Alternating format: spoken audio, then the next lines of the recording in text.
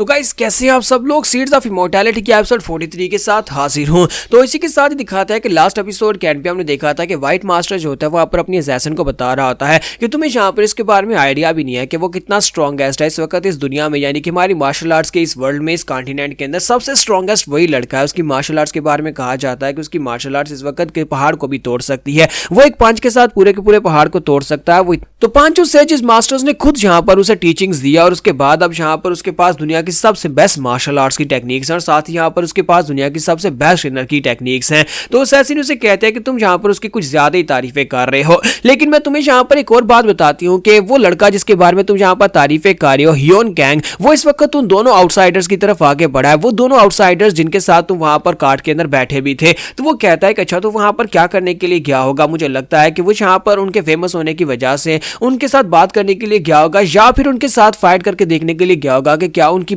Power levels जो हैं, उनकी जिस तरह से उनकी तारीफ हो रही है कि उन्होंने 2 बीस्ट को हरा दिया, उसके बराबर है भी या नहीं। तो असैसिन उसे कहते हैं कि हाँ तुमने बिल्कुल ठीक कहा, लेकिन ऐसी बात नहीं है। असल में वहां पर जाने के बाद उसने फाइट की थी, जो यंग वन था उसके साथ उसने फाइट की। तो वो कहता है क्या उसने वहां पर जाकर फाइट की, लेकिन उसने कहा था कि वो अपने एहसान का बदला चुकाएगा। क्या वो अपने एहसान का बदला चुकाने के लिए वहां पर उनसे फाइट करेगा? मुझे लगता है कि वो उस यंग वन लड़के को वहां पर अपनी टेक्निक सिखाना चाहता होगा, क्योंकि वो बेस्ट मार्शल आर्टिस्ट है। इसी वजह से उसने यहाँ पर उसके साथ एक डुएल की होगी और उसे बताया होगा कि तुम्हारी कमजोरियां क्या हैं। ये समझ लो कि जैसे एक मास्टर एक स्टूडेंट को अपना लेसन दे रहा हो, बिल्कुल वैसे ही। और मुझे लगता है कि काइंडनेस का बदला चुकाने के तौर पर ये एक बहुत ही बड़ी बात है कि वो यहाँ पर अपनी टेक्निक्स किसी दूसरे को सिखा रहा होगा। तो असैसिन उसे कहते हैं कि तुम यहाँ पर बिल्कुल गलत समझ रहे हो, ऐसा कुछ भी नहीं है। मैंने वहां पर जो कुछ नोटिस किया या फिर जो कुछ मुझे इन्फॉर्मेशन मिली है उसके मुताबिक उसने वहां पर जाकर उस लड़के को चैलेंज किया और वो लड़का जो था वो यंग वन उसके साथ वो फाइट कर रहा था। उसके साथ दोनों की फाइट इतनी डेडली थी कि तुम यहाँ पर उसके बारे में सोच भी नहीं सकते। उन दोनों को देखकर कहीं भी किसी भी एंगल से ऐसा नहीं लग रहा था कि वो लोग वहां पर कोई ऐसी फाइट कर रहे हो जिससे कोई मास्टर कोई स्टूडेंट को सिखाने की कोशिश कर रहा हो। ऐसे ही लग रहा था जैसे कि यहाँ पर दोनों एक दूसरे की जान लेने की कोशिश कर रहे हैं। तो ये बात सुनने के बाद वो और भी हैरान होता है और व्हाइट मास्टर से कहता है क्या वाकई में ऐसा हुआ था? वहां पर वो फुल स्ट्रेंथ को यूज करते हुए एक दूसरे के ऊपर अटैक कर रहे थे और मुझे लगता है कि यहाँ पर हियोन ही अपनी फाइट को जीता होगा, क्योंकि वो इस राम का सबसे बेस्ट मार्शल आर्टिस्ट है और उसके सामने कोई भी टिक नहीं सकता। तो असैसिन उसे कहती है कि मुझे लगता है कि तुम्हें शायद यहाँ पर समझ नहीं आ रही मैं तुमसे यहाँ पर क्या कह रही हूँ कि वहां पर दोनों डेडली फाइट कर रहे थे। अगर दोनों यहाँ पर डेडली फाइट कर रहे थे इसका मतलब यह है कि वो लड़का उसके सामने वहां पर इक्वल था और उसके सामने वहां पर वैसी फाइट कर रहा था। तो व्हाइट मास्टर से कहता है कि लगता है कि तुम मेरी बात को समझ नहीं पा रही। मैंने थोड़ी देर पहले तुम्हें कहा था कि वो लड़का जो है हियोन जो है इस वक्त यहाँ पर हमारी मार्शल आर्ट्स की नाम में सबसे बेस्ट है, यानी कि वो ग्रेटेस्ट है। और लगता है कि तुम मेरी इस बात को समझ नहीं पा रही, तुम यहाँ पर फिर से उस दूसरे लड़के की तारीफें किए जा रही हो जो कि बाहर वाला है। तो असैसिन उसे कहते हैं कि क्या तुम यहाँ पर मेरी पूरी बात को सुनोगे भी या नहीं? मैं यहाँ पर तुम्हें बता रही हूँ कि वो जिस लड़के से फाइट करने के लिए गया था उस लड़के के साथ उसकी फाइट बहुत ज्यादा मुश्किल हो गई थी। व्हाइट मास्टर से कहता है कि तुम्हारी बातें सुनने के बाद तो मुझे लगता है कि वो लड़का जिसके साथ उसने फाइट की है वो काफी ज्यादा इंटरटेनिंग है, यानी कि उससे काफी ज्यादा मजा आया होगा उससे फाइट करके, क्योंकि अगर वो यहाँ पर उसकी बराबरी का है तो फिर तो यहाँ पर दोनों की फाइट में काफी ज्यादा मजा आया होगा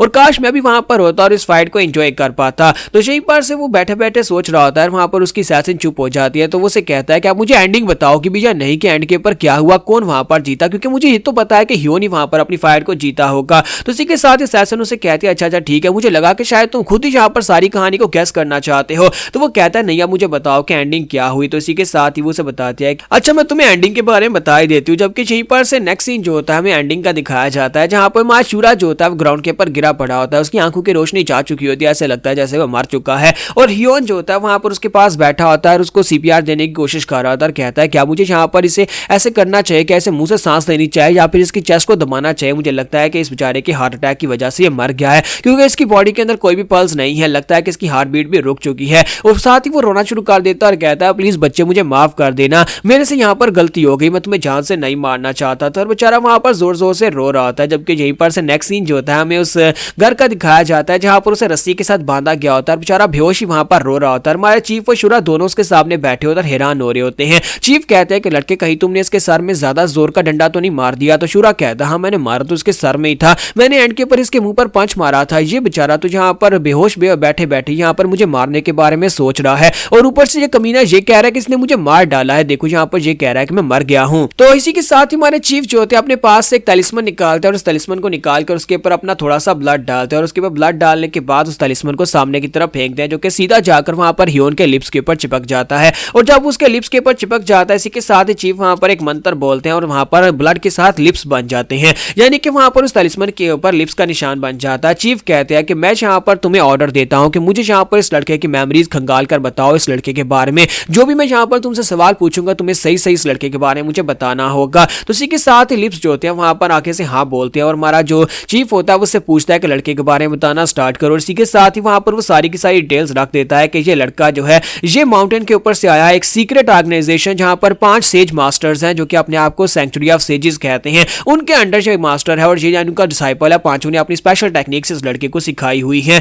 और इस लड़के की हॉबीज और सब कुछ वो उसे बता देते हैं कि ये लड़का क्या क्या करता है और इसे क्या पसंद है। तो एल्डर कहते हैं कि इसका मतलब यह है कि ये लड़का सेंचुरी ऑफ सेजेस से आया, ये फोर्थ सॉवरियन से नहीं है और हमें यहाँ पर सेंचुरी ऑफ सेजेस के बारे में और बताओ। तो लिप्स जो होते हैं वहां पर सेंचुरी ऑफ सेजेस के बारे में उन्हें डिटेल बताते हैं कि ये सेंचुरी ऑफ सेजेस ऐसे लोगों की बनाई हुई एक सेक्टर है या ऐसे बनाया हुआ एक ऑर्डर है जिसमें 5 मास्टर्स हैं और पांचों मास्टर मार्शल आर्ट्स की वर्ल्ड के पीक पर हैं। यहाँ पर दुनिया के मामलात से कोई ताल्लुक वास्ता नहीं है, लेकिन जब भी कभी यहाँ पर मार्शल आर्ट्स की दुनिया में डिसबैलेंस होता है तब वो यहाँ पर इंसाफ क्रिएट करने के लिए नीचे उतरते हैं। तुम्हारे चीफ कहते हैं कि इसका मतलब यह है कि इस लड़के का फोर्थ सॉवरियन के साथ कोई लेना देना नहीं है, ये फोर्थ सॉवरियन का बीस्ट नहीं है। तो लिप्स कहते हैं जी इसका लड़के का फोर्थ सॉवरियन के साथ कोई लेना देना नहीं है, बल्कि यहाँ पर ये कहना सही होगा कि ये फोर्थ सॉवरियन का दुश्मन है और इसके मास्टर्स ने इसे यहाँ पर ऑर्डर दिया था फोर्थ सॉवरियन को तबाह करने का। तो चीफ कहते हैं अच्छा तो इसे यहाँ पर एक मिशन दिया गया है फोर्थ सॉवरियन को तबाह करने का। तो वो कहता है कि हाँ बिल्कुल इसे यहाँ पर मिशन दिया गया है और इसी के साथ ही हमारे चीफ कहते हैं मुझे यहाँ पर इससे कोई और सवाल भी पूछने चाहिए। इसके साथ ही हमारे चीफ जो होते हैं बाकी सब कुछ भी उसके पास इन्वेस्टिगेट कर रहे होता है, जिसमें वो यहाँ पर इनर की इंजेक्शन के बारे में भी उनको बताता है कि जहाँ पर पांचों मास्टर्स ने कैसे यहाँ पर उसकी बॉडी के अंदर इनर कीज डाली थी और उसके बाद यहाँ पर बहुत सारे वेरियस रैलिक्स के बारे में बताया, हीलिंग आर्ट्स के बारे में, मिस्टिकल आर्ट्स के बारे में बताया कि पांचों मास्टर्स ने यहाँ पर क्या क्या सिखाया है। जब किसी के साथ ही ह्योन को वहां पर होश आ जाती है, ह्योन अपनी आंखें खोलता है सामने की तरफ देखता है, उसके हाथ भी वहां पर बंधे होते हैं, मुंह के ऊपर भी वहां पर तलिस्मन लगाता है। वो अपने आसपास देखता और कहता है कि ये क्या हो रहा है, मुझे यहाँ पर किसने बांध दिया। वो रस्सियों की तरफ देखता है फिर साथ ही वहां पर अपने हाथ खोलना शुरू कर देता है। तो चीफ उसे कहता है कि बच्चे चुपचाप वहां पर बैठे रहो, तुम्हारे बाजू के ऊपर जो रस्सी बांधी गई है वो एक बहुत ही खास किस्म का मिस्टिकल रैलिक है, वो तुम्हारे जैसे सुपरनैचुरल मॉन्स्टर्स को पकड़ने के लिए बनाया गया था। चाहे तुम कितना ही जोर क्यों ना लगा लो लेकिन तुम इस रैलिक को नहीं तोड़ पाओगे, यानी इस रस्सी को तोड़कर आजाद नहीं हो पाओगे, इसलिए चुपचाप वहां पर बैठे रहो। अभी मुझे तुमसे यहाँ पर कुछ और सवाल पूछने हैं, उसके बाद यहाँ पर तुम्हें आजाद कर देंगे। लेकिन इसी के साथ ही हमारा ह्योन जो होता है वहां पर अपने बाजू खोलता है तो वो रस्सियां टूट जाती हैं और इस बात से शूरा और हमारे चीफ भी बहुत ज्यादा हैरान होते हैं। तो शूरा कहता है कि चीफ अगर यहाँ पर इस रस्सी को तोड़ना हो तो मुझे लगता है कि मुझे भी इस रस्सी को तोड़ने में काफी ज्यादा दिक्कत होगी। अब यहाँ पर ह्योन जो होता है अपने मुंह के ऊपर से वहां पर उस लिप्स वाले जो तलिस्मन होता है उसको भी उतारना शुरू कर देता है, वो उसे खींच रहा होता है। तो हमारा शूरा इसी के साथ उसके सर में डंडा मारता है और फिर से वहीं पर बेहोश हो जाता है। तो हमारा शूरा कहता है कि चीफ ये सब कुछ इसने कैसे किया होगा, मुझे लगता है कि ये लड़का मेरी तरह ही काफी ज्यादा स्ट्रॉन्गर है। तो चीफ उसे कहता है कि हाँ मुझे लगता है कि ये सब कुछ इसने अपनी इनर की वजह से किया होगा। चलो यहाँ पर इससे कुछ और सवाल पूछते हैं और उसके बाद शायद हमें पता चले कि ये इनर की क्या होती है। तो यहाँ पर हमारी एपिसोड 43 का एंड करेंगे और नेक्स्ट एपिसोड में हम लोग गोजो द आयरन बीस्ट की पावर्स का ग्लिम्स देखेंगे।